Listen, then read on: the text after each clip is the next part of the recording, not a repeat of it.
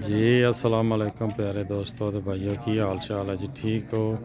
वालेकुम सलाम जी दोस्तों। है जनाब अज दावत इत्थे जद्दा शहर दे विच उस्ताद नवीद बेग साहब चैंपियन ऑफ जद्दा ते सदर भी बने और चैंपियन भी बने। इस तो अलावा जनाब उस्ताद इमरान शाह साहब फैसलिया दे चैंपियन जनाब मिल के दावत करा रहे हैं।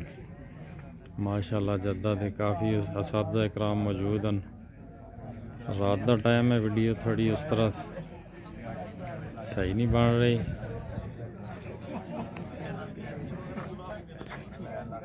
माशाअल्लाह तबारकल्लाह काफ़ी तादाद दे विच मेहमान आए हैं, कुछ आ रहे हैं।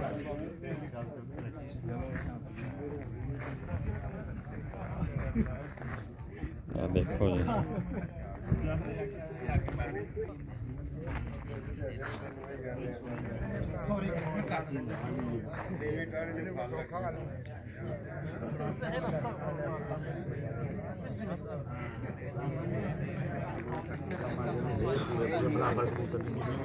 वो जनाब फिर मुकाबला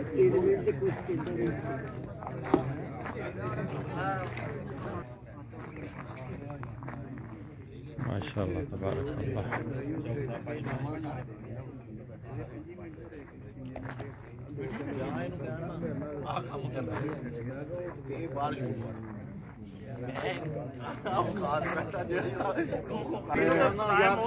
लला छापा कर देना उन्होंने मक्का काट देना। नहीं नहीं मैं ਜਦੋਂ ਬੰਦੇ ਗੱਲਾਂ ਕਰ ਰਹੇ ਨੇ ਯਾਰ ਮੂੰਹ ਤੇ ਬੈਠਾ ਹੈ ਇਹ ਬਾਹਰ ਨਾ ਮੈਂ ਸਿਰਫ ਇਹਨੂੰ ਇੰਨੀ ਗੱਲ ਕਹੀ ਮੈਂ ਕਿ ਯਾਰ ਬੰਦੇ ਬੰਦਿਆਂ 'ਚ ਬੈੰਦੇ ਨੇ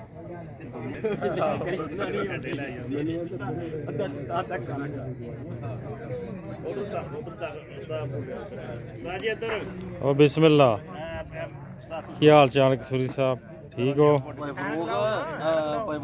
जी जी जी जी वीडियो जरा शार्प पसंद नासर की थोड़ी जी नहीं बनानी खास कर मेरी